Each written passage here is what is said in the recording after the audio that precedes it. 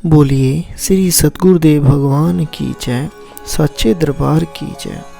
गुरु प्यारे साधकों, जो मैं आज आप सबके लिए अनुभव नहीं प्रत्यक्ष अनुभव लेके आया हूँ। अर्थात ये अनुभव किन्हीं साधारण शिष्यों के नहीं हैं।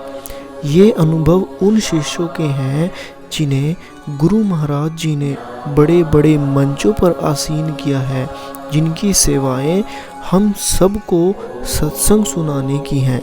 ये उन साधकों के अनुभव हैं। तो चलिए आज हम श्रवण करते हैं नूर महल के कुछ सेवादारों के, गुरु महाराज जी के प्यारे शिष्यों के अनुभव। ये जो पहला अनुभव है वो है साध्वी श्रेया भारती जी का, जो श्री राम कथा वाचिका है।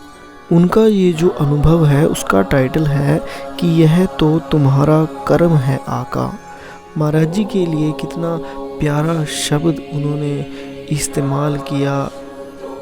महाराज जी को बड़े प्रेम भाव से पुकारा कि हे प्रभु, सब कुछ तुम्हारा ही कर्म है, हम तो यंत्र मात्र हैं। तो चलिए सुनते हैं। वो अपने इस अनुभव को स्टार्ट करती हैं एक पंक्ति के माध्यम से। वो लिखती हैं कि मैं खाक का जर्रा था और क्या थी मेरी हस्ती, मैं थपेड़े खा रहा था जैसे भंवर में कोई कश्ती, दर दर भटक रहा था इस जिंदगी से पहले, कौन पूछता था मुझे तेरी बंदगी से पहले। गुरु प्यारे साधकों, गुरु महाराज जी ने जिनको अपने प्रेम से नवाजा हो, जिन्हें अपनी भक्ति से नवाजा हो, तो क्या सुर ताल उनके अंदर से निकलते हैं। तो चलिए इसको आगे श्रवण करते हैं। हाँ, आप इस अनुभव को पूरा जरूर श्रवण करना, ताकि इसके माध्यम से जो इसके अंदर गुरु महाराज जी की कृपा से हमें एक संदेश मिलने वाला है, वो हम अपने जीवन में उतार सकें और अपने जीवन को भी धन्य कर सकें। तो चलिए शुरू करते हैं। साध्वी श्रेया भारती जी बताती हैं कि एक बूंद की क्या हैसियत हो सकती है, यह आप अच्छी तरह से जानते हैं। बूंद जब सागर का संग करती है तो लोग उसे बूंद नहीं सागर कहते हैं, पर क्या यह सच है? यह तो वह बूंद ही जानती है कि उसकी अपनी कोई औकात नहीं है, यह तो केवल सागर के संग का कमाल है। मैं भी स्वयं को गुरुदेव आशुतोष महाराज जी के विशाल सागर की एक छोटी सी बूंद ही अनुभव करती हूँ। पिछले दिनों श्री गुरु महाराज जी की अनुकंपा से हमने नेपाल, सिंगापुर, मलेशिया जैसे विदेशों प्रांतों में श्री राम कथा बाँचने की सेवा प्राप्त हुई। साथ ही अनेक बार आस्था चैनल पर इन कथाओं का प्रसारण हुआ और इन सब के चलते मैंने देखा कि मेरे आसपास के समाज की दृष्टि मेरे प्रति बदल गई है।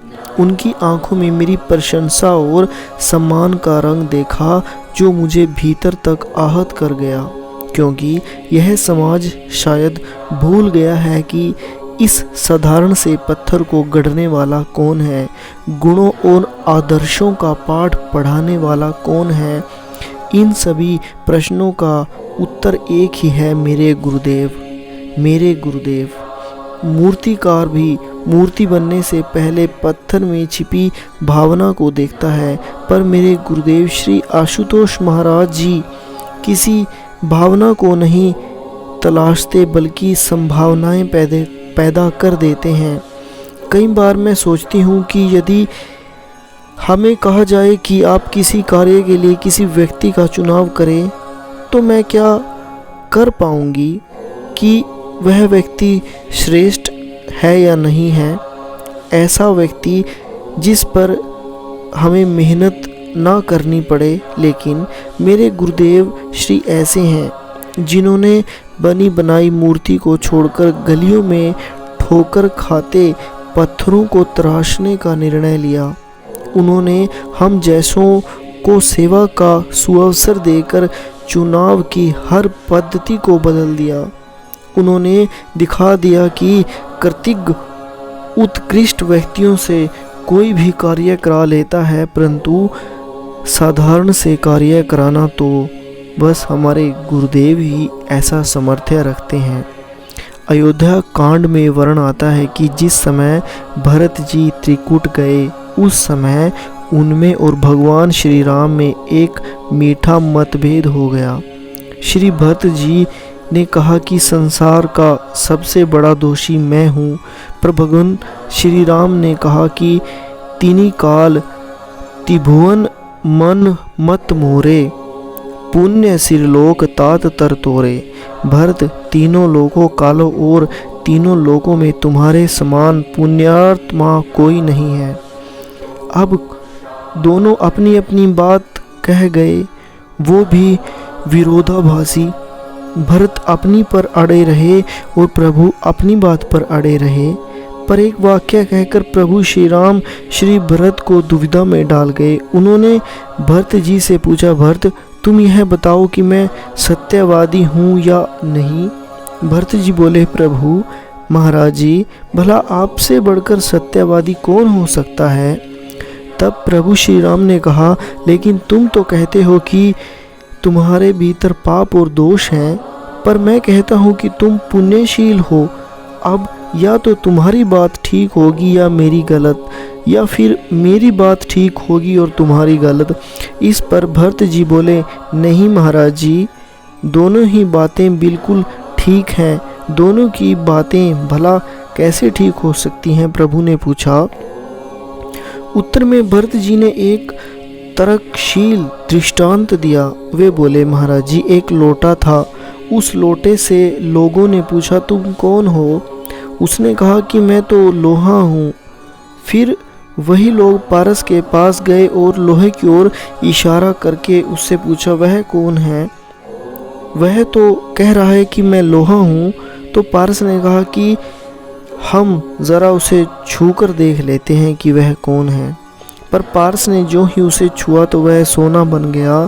तब पारस ने कहा, भाई यह तो लोहा नहीं सोना है। अब प्रभु आप ही बताइए कि पारस ठीक बोल रहा है या लोहा। यही तो कहेंगे ना कि दोनों ही सही कह रहे हैं। लोहा अपनी दृष्टि में खुद को लोहा ही कहेगा, भला पारस उसे सोने के रूप में देखे। ऐसे ही प्रभु मैं भी दूषण युक्त ही हूँ, लेकिन आपने जब से मुझे स्पर्श किया, मेरा वह दूषण भूषण बन गया। यह तो आपकी कृपा का ही फल है, जिससे चारों ओर मेरा यश गाया जा रहा है। कृपा भलाई अपनी नाथ कीन्ह भल मोर, दूषण पे भूषण सरिस सुजुर चारु चहु ओर। हे प्रभु, एक बात और बताइए, अगर बंदर बहुत सुंदर नाचने लगे और तोता बहुत सुंदर पाठ पढ़ने लगे, तो यह बंदर और तोते की विशेषता है या पढ़ाने वाले और नचाने वाले की। प्रभु ने कहा, पढ़ाने और नाचने वाले की। भरत जी बोले, प्रभु बस उत्तर तो सामने है। भरत, अगर कोई सुंदर नाचने लगे और बढ़िया पूजा पाठ करने लगे, तो आप ही उसे नचाने और पढ़ाने वाले हैं। पशु नाचत सुख पाठ प्रवीणा, गुण गति नट पाठक अधीना, यो सुधारी सन माही जन कियो साधु सिर मोर। ठीक यही मेरे जीवन की कहानी है। अगर कुछ अच्छा बोला जा रहा है, गाया जा रहा है, तो बुलवाने वाले गवाने वाले मात्र मेरे गुरुदेव श्री आशुतोष महाराज जी ही हैं। हाँ, केवल वही हैं। यह सब तुम्हारा कर्म है आका, जो बात अब तक बनी हुई है। मैं इस कर्म के कहाँ था काबिल, हजूर की बंदा परवरी है। जितना दिया सरकार ने मुझको, उतनी मेरी औकात नहीं। ये तो कर्म है मेरे आका का, वरना मुझ में तो ऐसी कोई बात नहीं, वरना मुझ में तो ऐसी कोई बात नहीं।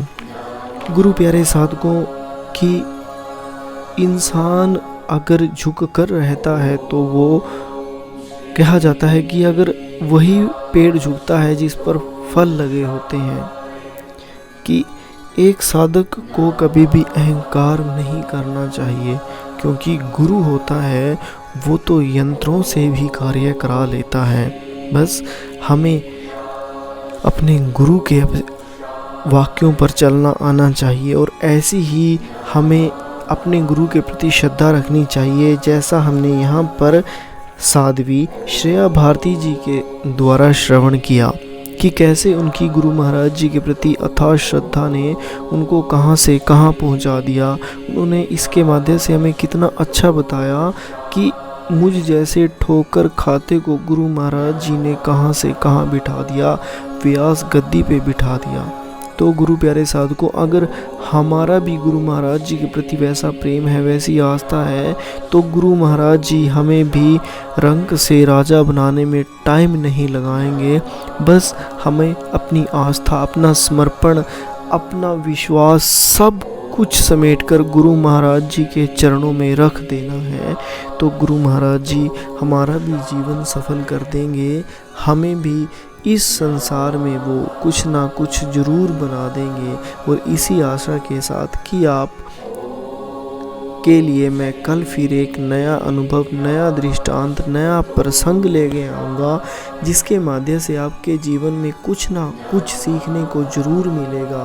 और मैं आज के इस वाक्य को यहीं विराम देता हूँ और आशा करता हूँ कि आपने आज फिर गुरु महाराज जी के लिए साधना अवश्य की होगी और कल भी अवश्य करेंगे।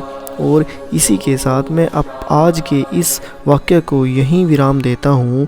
तो बोलिए श्री सतगुरुदेव भगवान की जय, सच्चे दरबार की जय।